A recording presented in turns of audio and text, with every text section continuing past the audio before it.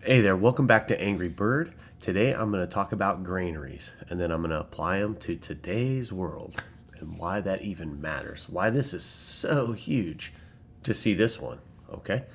If you don't know what a granary is, about I think 9500 BC is when we first started doing granaries. And so if you don't know what a granary is, it's essentially a food storage for tomorrow. I want you to think about that. A food storage for tomorrow. We're thinking about tomorrow here. All right? Planning ahead. Planning ahead. Thinking ahead now. So, back when you had rainy seasons, dry seasons, rainy season, dry seasons, you'd have all these roller coasters of seasons. You figured that in the good seasons, when it was bountiful, you would store the grain and save it for those seasons that are not bountiful, is basically what it boils down to.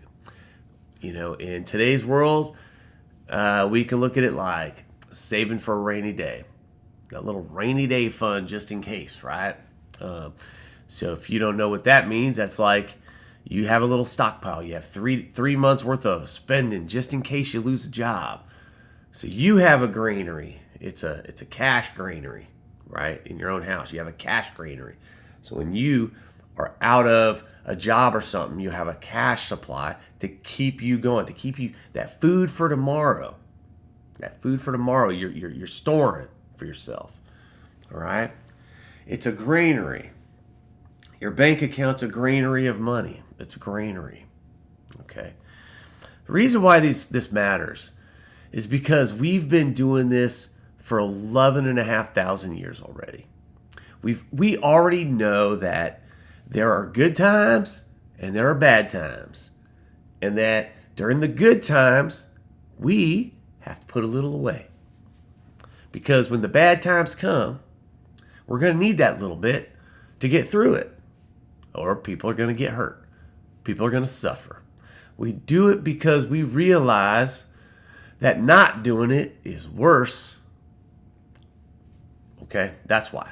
Because when it hits the fan, not having that 3 months worth of money, you end up in a pickle, right? Back in the day, if you didn't store the grain that was excess, and then you had a season you didn't have enough grain, people died. Back then, people died. People starved. Today, it's the same thing worldwide. We don't see it, being in America, we don't see it as much, the granary side, but we see it on the piggy bank side. Oh boy, do we see it on that piggy bank side, don't we? Don't we? So if you don't know, the government was our granary. You didn't know that, did you? See, people forget. People forget. The government was our granary. They were the ones to make sure that during the good seasons or bad seasons, people had help. During the good seasons, we were supposed to store the grain and keep it. And during the bad seasons, we're supposed to give it off to the people in need. What do you think is occurring in the USA right now? What do you think's happening? So I'm going to take a second and just kind of get my thought on that.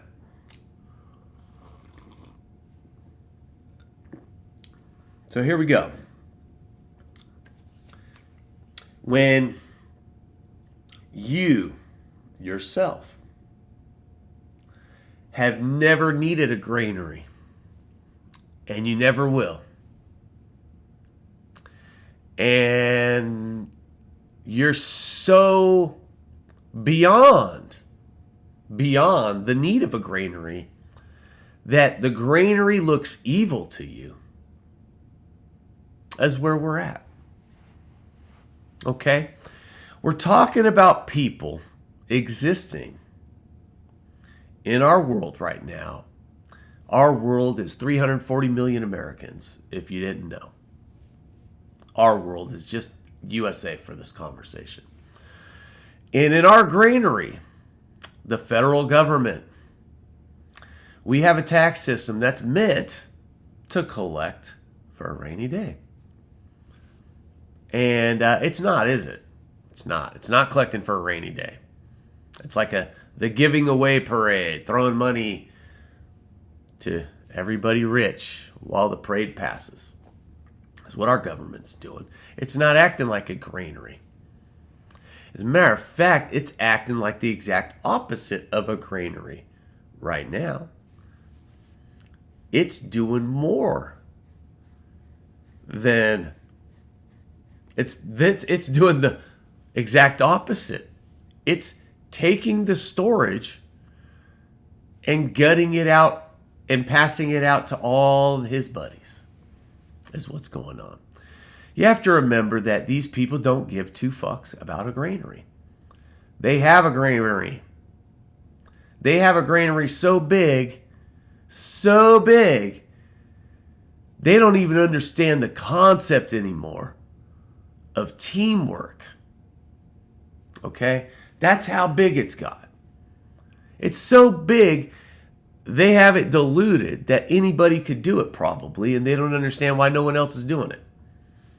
So to them, it just doesn't make any sense why there should be any granary, because they don't need one. All right. Talk about why nobody's going to get anything now is because the granary was FEMA. They gutted it. The granary for a disease was the response team, HHS. They're gutting it. The response to medical crises and people that are or don't have medical coverage, Medicaid, is being gutted. Okay, so you get the picture is that the richest of the richest, they don't care about if there's a recession. They're above it. They don't care if you or me or anybody starves. They're above it. They don't care if we don't have a granary. They blame us for not having a granary. That's how they do it. The rich. The richest people right now are on microphones telling us, the poorest Americans, it's your fault that you don't have a granary. And don't look at the rich people's granaries because they earned it. And it's not their fault that you didn't earn your granary, is what they're saying. It's off the charts, isn't it? Isn't it off the charts? You see, even peasants didn't have to work so fucking hard like Americans. And they call us lazy. They have the nerve. These rich people have the nerve to call us lazy when we aren't successful. Peasants got way more partying done than we ever will, guys, in America. Because they understood. They stored for a rainy day, and when they knew they had enough, hey guys, let's have some fun now. We don't do that shit. When we have enough, the richest take it all and go, how can we get more? And keep pushing us harder. And then collect it all again. Push us harder, collect it all again. 50% of America owns only 3% of the shit. How much work do you think that 50% does? Be honest. 50% of America owns 3% of the shit that gets made in America. How much do they make of that shit themselves? See, the lower down the chain, the more of it you actually fucking did. The higher up the chain, the more you just blabbed about it. And if you are in the bottom 50%, you don't have a granary. The government was the granary. The government was the protection against those fucking guys that own all of it. You only have 3%. They don't want to give you nothing else. That's it. You got to be happy with 3%. As a matter of fact, you got to be happy with less than 3%. because they don't want to pay anymore anyway, and now they're trying to tariff you. They're taking your granaries, people. It's plain as day. We've been using granaries for 11,500 years. Why the fuck would a billionaire in a class of billionaires come in and go, the granaries are bad. The granaries are the evil things that we need to get rid of. And then they immediately come in and gut them. It should tell you, they don't care about you at all. They don't give two fucks about you at all. All they care about is the shit they own.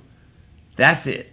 And they care about the other buddies around them that will protect them from the bottom 50% of people that sure as shit need protection from the guys milking them out. You can't give 170 million Americans, 3% of a piece of pie, and then give not even 1%, 0.01%, whatever, 30% of it. It don't make sense. And then put those people that own it all in charge. How does that work? You see, the bottom just gets gutted at that point. And they're getting gutted because people believe, oh, Trump's genius and he's rich and he cares. The fact that they believe he cares is the biggest hoot of them all. That's the one that I don't get. Because there's no records of him caring. There isn't. There isn't one record of him going out of his way for another bloke, man. At all. He's marketed himself that he's doing shit for you or us or whatever. He's marketed it, but where's the record? You see, he gets into office because he's going to bring down prices. And now he's marketing war. And the same people that wanted cheap prices are now like clapping for war or some shit. You see, you can't convince a person that still likes Trump today not to get off that Trump wagon until they get hurt by Trump. They have to get hurt. And even then, they don't always blame Trump. They start blaming Biden sometimes for some shit. But people are waking up now. They're starting to see that he's gutting them personally. The red states. I live in one. We can't get a hold of our senators. They don't want to answer the fucking phone. They know they're gutting us. They don't want to face us. The bottom line is they're taking the granaries. And if you don't want a granary, thumbs up, MAGA, because that's all you're getting. You're getting fucked. You don't get a granary. You never get the rights anymore to get through a bad season. You're fucked if you get through. If you get a flood, fuck you. You get a hurricane, fuck you. You starving, fuck you. You need medicine, fuck you. That's what they're doing. They're taking your granary, man. And you don't see it. You don't see the world we live in as a world of excess. You don't see it that way. You see it as a world of, I don't know. How the fuck do you not see it? We live in a world of excess. And yet they push us harder to make more shit and consume more shit, and then they give us nothing in return, and now they're gutting our granary, man. How can you let that happen? Even if you're hoodwinked, how do you let that happen to your brothers? No granary? It's bullshit, guys. It's about granaries, and our granary is our government, and within it, all the different things we were ready to respond to, now we will not be. Anyway, just a thought. Love y'all. Bye.